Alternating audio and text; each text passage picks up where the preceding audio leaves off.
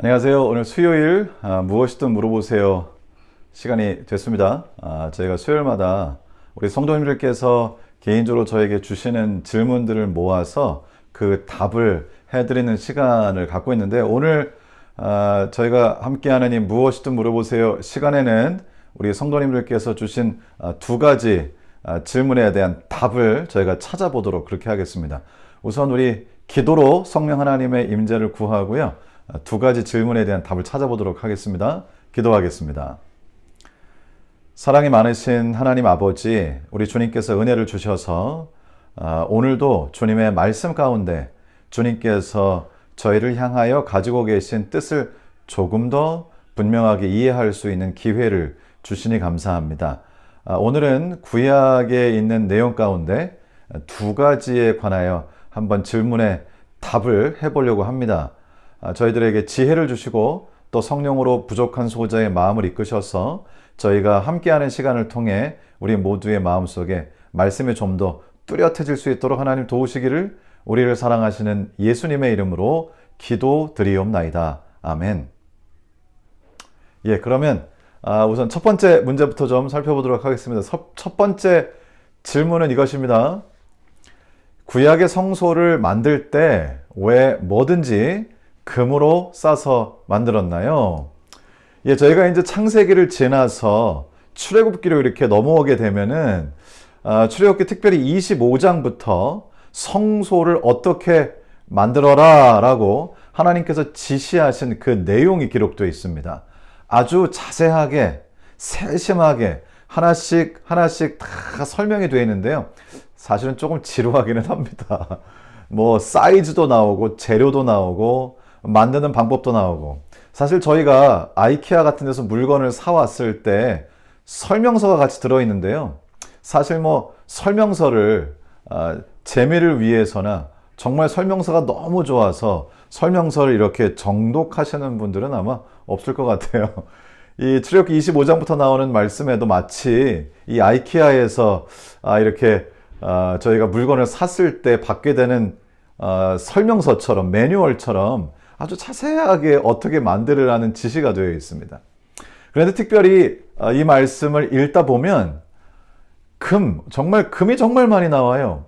웬만한 것들은 다 금으로 싸라고 그렇게 말씀을 하시면서 많은 양의 금을 사용하는 것을 저희가 알 수 있습니다. 실제로 저희가 좀 살펴보면 광야 성소가 있고, 그리고 솔로몬이 지은 또 성소가 있잖아요. 정말 금을 많이 사용했는데요, 금을 얼마나 많이 사용했느냐, 일단 수치를 잠깐 좀 보도록 하겠습니다.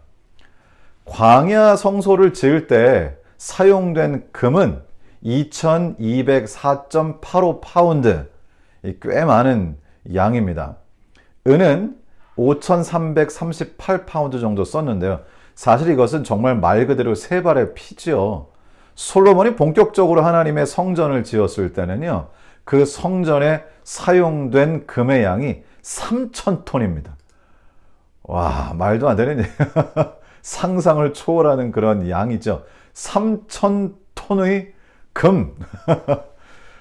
이렇게 많은 금을 사용해서 이 성소 혹은 성전을 정말 완전히 금으로 다 싸다시피 했는데요, 도대체 왜 하나님께서 임재하시는 곳으로 상징된 이 성소 혹은 성전은 왜 이렇게 많은 금을 사용해서 만들었을까요? 이것을 이해하기 위해서는 왜 하나님께서 성소를 만들으라고 하셨는지, 도대체 이 지상에 있는 성소는 뭐 하는 곳인지를 이해하는 것이 필요합니다. 이 지상에 있었던 성소는 사실 말 그대로 거룩할 성자죠. Holy place, 거룩한 장소라고 하는 뜻입니다.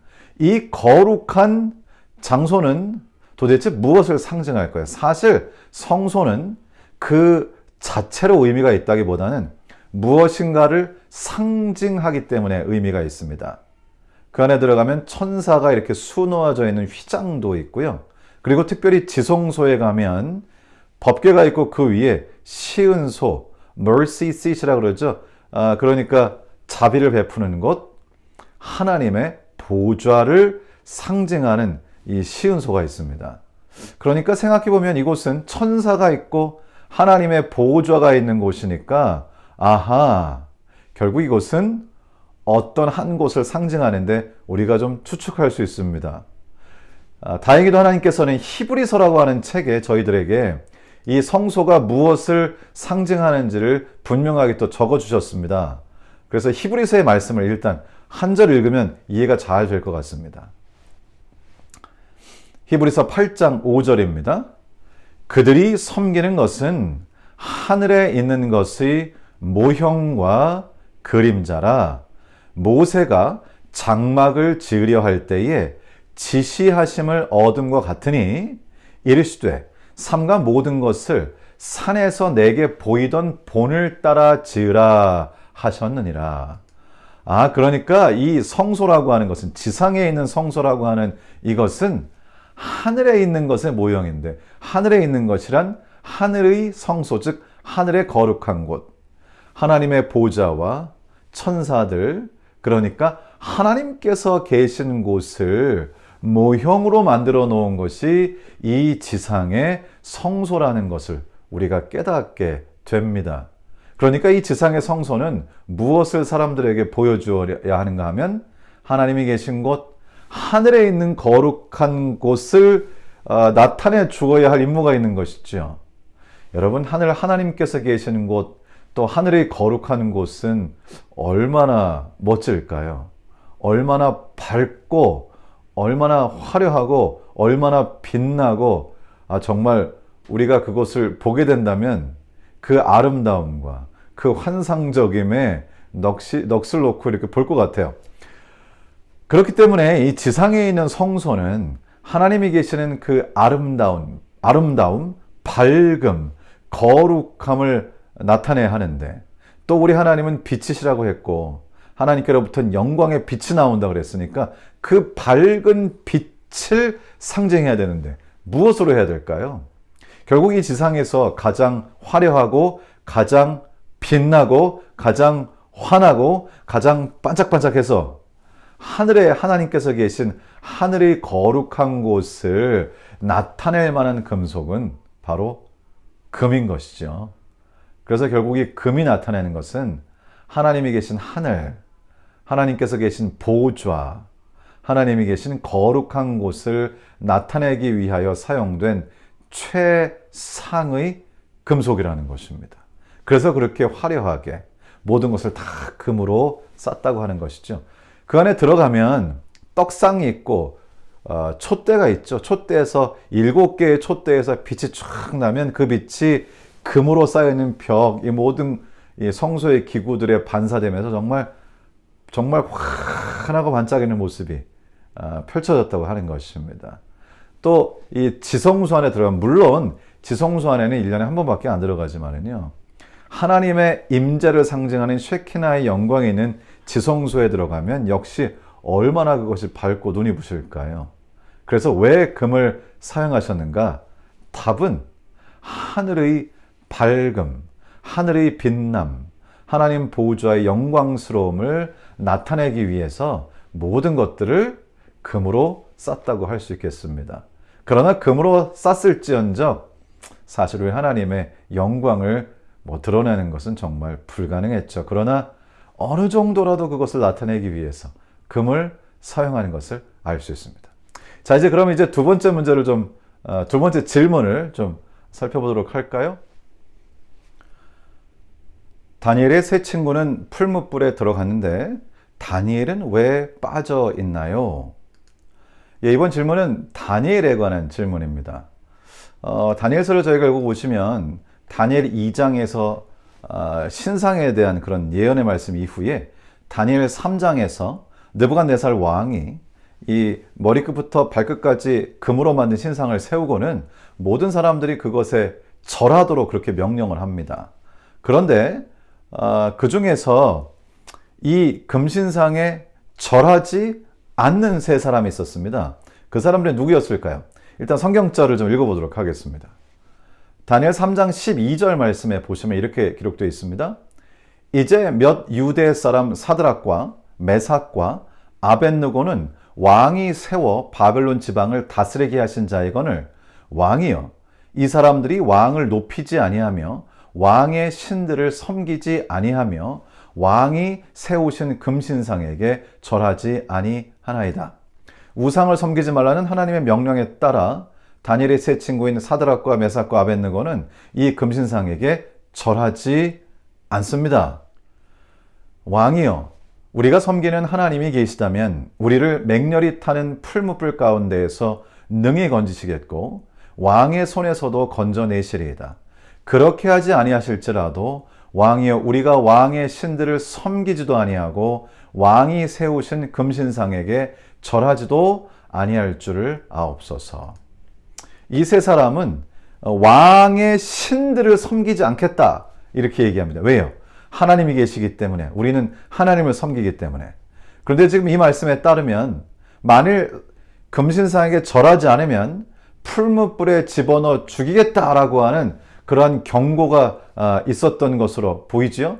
그런데 그러한 위협에도 불구하고 이 세 사람은 저희가 좀 전에 읽은 것처럼 하나님이 계시다면 우리를 맹렬히 타는 풀무불 가운데서 능히 건지시겠고 왕의 손에서도 건져내시리다 이렇게 말합니다. 그렇게 하지 아니하실지라도 왕이여 우리가 왕의 신들을 섬기지도 아니하고 왕이 세우신 금신상에게 절하지도 아니할 줄을 아옵소서. 그러니까 결국 목숨을 걸고 이런 일을 한 것입니다. 죽을지라도 우리는 하나님만 섬기겠다 이것이죠. 그리고 결국은 이러한 과정을 거치면서 그리고 세 사람이 풀무불에 들어갔지만 살아나는 과정을 통해서 오히려 왕은 하나님께 영광을 돌리게 되죠. 이들을 이제 풀무불에다가 집어넣습니다. 어떻게 됐죠? 분명히 세 사람을 집어넣었는데 그 안에 한 사람이 더 있었습니다. 그리고 이들은 그 풀무불에 들어갔다가 나왔음에도 불구하고 어디 하나 타지 아니하고 아주 멀쩡한 상태로 나왔던 것이죠. 그 안에서 이들을 보호하셨던 한 분은 바로 예수 그리스도라고 저희가 믿습니다. 그리고는 결국 이런 일련의 과정, 목숨을 바쳐서 하나님을 섬긴 세 사람, 그리고 풀무불에 던져졌으나 주님의 보호를 통하여 멀쩡하게 나온 사건, 그리고 결론적으로 왕은 이 모든 과정을 통하여 오히려 우상을 섬기게 하려고 했다가 하나님께 영광을 돌리는 그런 일이 있었습니다. 한 절만 좀 더 읽어볼까요? 28절입니다. 느부갓네살이 말하 이르되 사드락과 메삭과 아벳느고의 하나님을 찬송할지로다. 그가 그의 천사를 보내사 자기를 의뢰하고 그들의 몸을 바쳐 왕의 명령을 거역하고 그 하나님 밖에는 다른 신을 섬기지 아니하며 그에게 절하지 아니한 종들을 구원하셨도다. 놀라운 이야기죠. 그런데 여기서 이제 이 질문은 왜 도대체 다니엘은 없는가 그 얘기입니다. 사실 성경에는 왜 다니엘이 등장하지 않는지 기록되어 있지 않습니다. 그렇지만 많은 학자들이 이렇게 추측합니다. 아마도 이 느부갓네살 왕이 다니엘 2장에서 다니엘을 통하여 자신의 꿈이 해석되면서 결국 미래를 알게 되는데 그리고 그것 때문에 하나님께 영광을 돌리죠. 미래에 무슨 일이 있을지 아는 분은 하나님이시고 그 하나님께서 이러한 기별을 다니엘을 통하여 느부갓네살 왕에게 주었습니다. 참 사람이 이상하죠. 그 당시에는 이 느부갓네살 왕이 하나님께 영광을 돌렸는데 돌아와서 생각을 곰곰이 하면서 인간적인 꾀가 생긴 것이죠. 참 이것이 문제입니다. 저희도 신앙생활 하면서 순간적으로 어떤 때에 어떤 순간에 하나님을 향한 믿음이 확 생기면서 주님을 찬양하고 주님께 영광을 돌리고 마음의 뜨거움을 느끼고 감사의 눈물을 흘릴 수 있습니다. 그런데 다시 일상생활로 돌아왔을 때 우리의 생각이 다시 옛 생각으로 돌아간다면 이것은 참으로 안타까운 비극이라는 것이죠. 이것이 그리스도인들에게는 굉장히 치명적인 일입니다. 그런데 느부갓네살 왕도 그렇게 하나님께 영광을 돌리고 다니엘을 정말 칭찬하고 하나님을 찬양했는데 나중에 돌아와 보니 뭔가 인간적인 꾀로 이 일을 헤쳐나갈 수 있을 것 같은 거예요. 그러니까 그 신상에서 머리 부분만 금이었고, 금은 자신과 자신의 제국을 나타낸다는 것을 알게 되었을 때에 느부갓네살 왕은, 그러면 머리끝부터 발끝까지 금으로 만들면, 그래서 그것을 세워놓으면 혹시 역사가 바뀌지 않을까? 이 하나님의 예언과 하나님의 통치하심에 대한 오해가 있었던 것이죠. 그리고는 금신상을 만들고 모든 사람이 그것에 절하게 함으로 하나님께서 말씀하신 기별, 주님께서 예언하신 이 인류의 미래에 대한 모든 이 과정을 바꿔보려고 하는 너무나 안타까운 일을 하게 되는데, 자기가 생각해도 이 꾀가 너무나 얕은 꾀잖아요. 그래서 다니엘에게 그것을 보이기는 조금 민망스러웠던 것으로 보입니다.